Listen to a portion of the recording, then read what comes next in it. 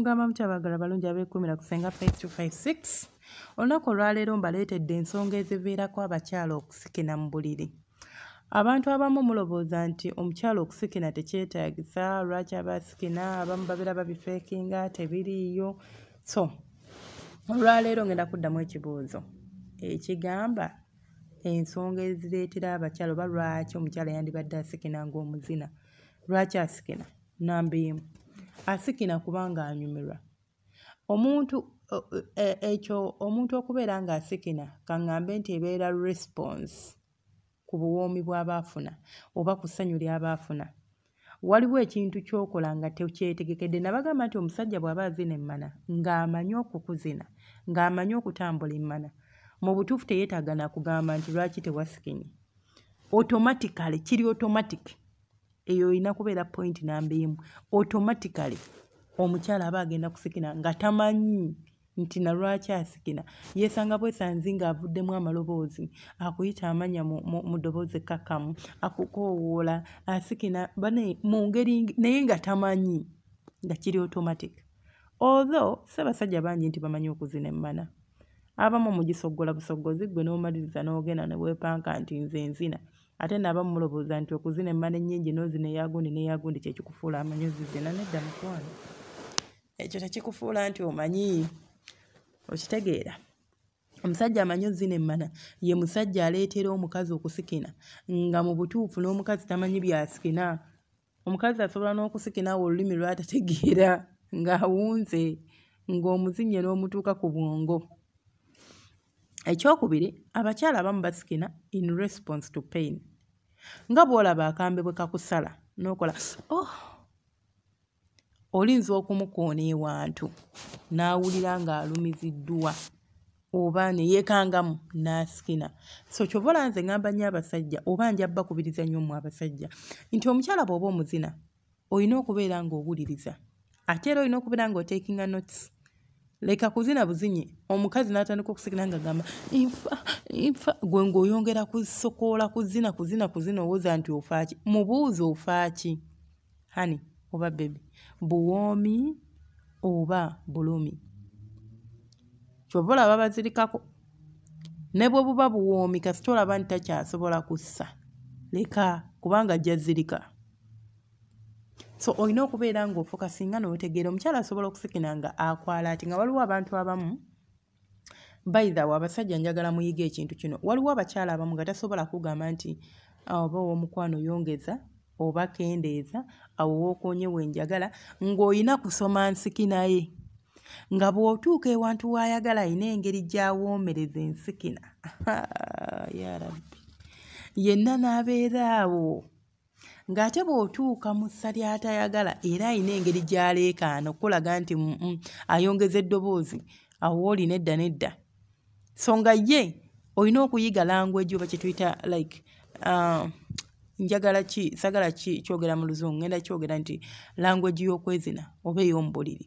Nti ye bw'atyo bw'aba akola omukwano, nina okuyiga mukyala bwange bw'asikina mu ngeri bw'eti, kitegeeza tuli ku mulamwa oba ndi ku mulamwa. Bw'ayongeza eddoboozi kitegeeza kaakati kyendiko kyekyo. Bw'alisala kitegeeza byendiko nedda, oba kasupiidi nnyongeze oba nkendeeze. So asobola okusikina ng'ayagala ku communicatinga naawe. Oba omukyala asobola okuba ng'asikina nga ye communication ye bw'atyo, nga tali kika kya mukazi agenda ku directing oba kuyamba kukola kino. N'ekirala abasajja mbadde mukimanyi nti omukazi asobola okuyambako okuwangaala mu kwezina sirwa okusikina okwo. Nti asobola okusikina n'akukontrolingira awo either okuwangaala oba okumala. Abakyala abamu basikina ng'akooye eby'okumuzina, nze kankubuulire. Naturally, abasajja abasinga omukyala bw'aba asikina kimuwa amaanyi era n'ategeera nti kyendiko kyekyo. So asobola okusikina n'aleekaana naye nga byaleekaana tebiriiyo, nga mu butuufu yakkooyedda. So gwe ne weefuggunula n'olowooza nti by'okola gyebiri, n'obeera ng'obunzika ng'omala nagaawo amaze. Naye nga si nti awoomerwa. So tekikuwanga nkizi bakiyita batyo. Like okuwa amaanyi n'ogamba nti bannange nze muzina n'asikina n'otandika okwewaana ng'olowooza nti by'okola gyebiri. Abamu asikina n'ayongeza ne supiidi n'aleekaana nnyo ng'ayagala kulaga nti komaawo nakooyekooye dda like ayagala omale kubanga mbagambye omukazi asobola okufuga nga amaloboozi g'akola ge gakufuga nga tokimanyi naye like psychologically kubanga ebintu by'okwezina biconnectinga na bwongo n'aconnectinga n'obwongo bwo amaloboozi go singa obeera ng'ofollowinza amaloboozi g'akola osobola okuwangaala oba obutawangaala mu kwezina. Ekyo obadde okimanyi? So kisoboka okubeera ng'emu ku nsonga lwaki abeera asikina oba aleekaana kye kimu ku ebyo. Then ekirala kye nniza okubagamba kwe kubeera nga ayagala kuyimisa musajja we. Gwe okimanyi nti nno nti omukazi bw'aba nga ayogera mu maloboozi agasikina nga makkakkamu gayimisa. Ekisookera ddala kye nniza okubagamba nti omukira bwe guba guyimye tekitegeeza nti guli ready okubeera nga guzina emmana. Ekyo mulina okukimanya abasajja n'abakyala. Omukira guno gwetaaga okubeera nga gukaluba okubeera nga gunaazina emmana like omuntu gw'ozina n'awoomerwa. Naye mmwe omukira olusitukawo oyagala ogusonsekeyo busonsesi. So alinza okuba ayagala kwongera maanyi mu mukira n'atandika okubeera ng'asiiyiriza ng'asikina mu mpolampola n'abeera nga yeesanga oba n'abeera ng'asobola okubeera nga omukira agukalubya nga bw'agwagala ne gugenda okumuyingira oba n'agenda okugutuulako nga kyekyo ky'abadde ayagala kiri okay oba kiri nga kyonna kiri matiribona. Bannange ekirala lwaki abakyala basikina oba ensonga endala lwaki abakyala basikina, omukyala abasinga oba omukyala asobola okusikina okubeera ng'asobola okufokasinga ku kwezina. Abakyala abasinga babeera mu kwezina. Jjukira ffenna n'abasajja obwongo buba butambula. So bw'oba oyagala okukuumira obwongo mu kifo ekyo kye mulimu era ku activity gye muliko tituli mu kwezina tulina kulowooza kino. Ebiseera ebisinga okusikina kuyambako. Era mu abakyala abatasikina naawe osobola okirowoozaako. Osobola okubeera ng'omusajja akuzina ng'olowooza sinaba kujjayo ngoye wabweru nina okugolola saafumbye ate enkya tunaalya ki nga byolobooza. Wabula bw'oba oyagala okufokasinga bw'otandika okusikina otandika okubeera ng'obwongo bwo obujja gye bubadde buli n'obuleeta mu kifo kye mulimu ne bubeera nga busobola okufokasinga ne mubeera nga munyumirwa mwembirire kubanga n'okuzina omuntu ng'obwongo buli wala obanga azina ekiti tosobola mufunamu response gy'omwagalamu kubanga aba taliiwo ate nga okumufunamu response oba omwagala mu kifo ekyo kyennyini. Then ensonga endala erinza okuleetera omukyala okusikina obeere ezimu ku nsonga lwaki abakyala basikina. Abamu bambi basikina ng'ayagala kwongera musajja we maanyi. Ayagala kulaga nti oli musajja nnyo by'okola gyebiri naye ng'oluusi by'okola abamu bafeekinga nga si bya ddala. Abamu akikola nga kya ddala ng'awulira akiwulira ky'omukola gyekiri. Naye abakyala abasinga era nja kubaleetera wano eno omusomo nga mbasomesa w'osobola okutegeera nti ono okusikinako si kwa ddala. Abamu basikina ate nno ne bakikola ne kibeera nga kya lutentezi like mwaka ku mwaka nga kye kintu kye batambuliramu nga mu butuufu takufiiringangako takuwulirangako takunyumirwangako naye ng'asikina just kulaga nti bambi ozinye onzina era onzina nsiima kubanga ekituufu kiri nti kirina engeri gye kyongera omusajja amaanyi singa aba akuzina nga bw'osikina kimuwaga kimulaga nti ekintu kyaliko kye kituufu.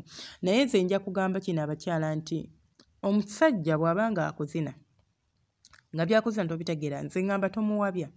Nze ndowooza kya buvunaanyizibwa okumuleka n'ategeera nti kyakola tokinyumirwa. Osobola okwogera naye face to face n'omugamba nti honey oba baby oba sweetheart oba love wange oba kyonna n'omuyita kyonna ky'omuyita in a calm way n'omugamba mbadde nsaba tugezeeko tukole kino kubanga ekituufu kiri nti mpulira nga ebintu bye tukola tebinnyumira sikufiiringa bulungi sikuwulira mbadde nina busayiro bwe nayizeeyo oba bwe nasomyeko oba bwe nawulidde ewa gundi bw'oba owulidde ka audio nga kano kamufowadingire oleme kutuuka ku addressinga mbeera nga yeebuuza wabijjeewa wayenze nina gye nabadde munenenga ka audio kano oba nempulira ka video oba nendaba ka video kano ne kannyumira ne nga kakagabaneko nawe olowooza batugezaako ekintu bwe kiti tekikyuka okubeera ng'osobola okubeera nga naawe onyumirwa. Naye abamu basikina nga bya genuinely omusajja ng'azina emmana Kaakati ng'alina kubeera ng'akukubira nduulu kubanga nabagamba omuntu bw'aba ng'azina yeetaaga eŋŋoma n'ebeera ng'emukubirwa ate nga bwe bamuyimbira. Buli we bakuyimbira kikuwa amaanyi n'obeera ng'osobola okubeera ng'ozina emmana bulungi nnyo oba ng'ozina amazina go abalabi ne banyumirwa oba b'ozinira ne basanyuka. Kaakati ensonga endala esobola okuleetera omukyala oba eviirako omukyala okubeera ng'asikina automatically omuntu ng'omuzina nga tavaamu ddoboozi tebinyuma. Nimbye weewaawo waliwo ekika ky'abantu nga si buli mwami era mmwe abakyala ne kino mukiyige. Ogenda n'ogamba senga njagala kuyiga kusikina senga nga tonnaba kubeera nga weeteeka ku musaalaba. Omuntu gw'oli naye abyagala. Waliwo abantu nga baakulira mu situations za kuboggola kuleekaana nga wulira tayagala bintu bimuleekaanira nga ne bw'aba ali mu kwezi n'ayagala akantu akali slow and silent. Ayagala w'oba osikina kale mpola oba ossebusi nga bamu ye anyumirwa nnyo okuwulira enzisaayo bw'oyongeza sipiidi y'enzisa so nga bimunyumira rather than okumuleekaanira mbw'osikina. So olina okumanya and it's a percentage of people si batini gye bali nga bwe batyo nga tonnaba kunoonya nti nsikina sooka otegeere omuntu gw'oli naye kubanga olinza okubisikina ate ne bimutama butami nga ye like mentally oba psychologically nga tasobola kukikwasaganya ng'omukyala asikinye. Naye ate singa obeera okitegeera nti omuntu wanyumirwa okusikina obviously kiina engeri gye kizzaamu amaanyi oba gye kibateeka mu mood oba gye kiteekawo environment mu kaseera ako singa obeera ozina emmana ng'omuntu bw'asikina. So abakyala abamu basikina olw'okubanga okusirika kulina engeri gye kutta mood gye kutta omuntu kimumalamu amaanyi abeera naawe kennyini gwe bazina ng'osirise obeera awo ng'olinga agamba omala ddi onveeko. So kireetawo embeera eyo oba kijjawo embeera eyo. Muzikirize enkome wano temwetaaga subscribinga tana subscribinga eddayo bale kubeera nga bwekuumirako gw'alaba vidiyo buli gye nteekayo n'otandinga app n'ojja n'ogiraba okola kya ttendo omukama akunsasuyira akumpeera ekyosinga okwagala. Mbaagala nnyo bantu bange temujjanga okwo mubeere bulungi mweraba. Ndabye ku makya wasuza otya ndabye ekiro wasiibye otya ndabye emisana naawe nkwagaliza olunaku olulungi wonna kisinziira obudde bw'oba ondabidde mu nsi gy'ondabidde w'oba osinzidde wonna okubeera ng'ondaba oba olina mikwano gyo osobola ogisharingirako mu balina WhatsApp groups osobola okusharingako tomanya ani gw'ogenda kuyamba mu kaseera ako cause abantu abamu balina ebibuuzo bati nga tebasobola kujja bikubuuza they are shy. So osobola okusharinga oba n'oba inviting nabo babeera nga batwegattako munne ne bafuuka ba family. Ayina ekibuuzo ng'oyagala kumbuuza kintu kyonna okintira mu comment section n'ongamba senga nze nandisabye twogere ku kino senga nandisabye osomese ku kino. Ayina ky'oyagala okwongerako naawe you are very welcome. Jangu mu comment section ongambe nti senga waliwo n'ensonga tuwagyogeddeko kubanga waliwo abajja ogisoma comment yeeyo bagiyigireko. So osobola ogitulekerawo naawe n'obeera nga at least otadde ettaffaali ku vidiyo eno gw'alaba.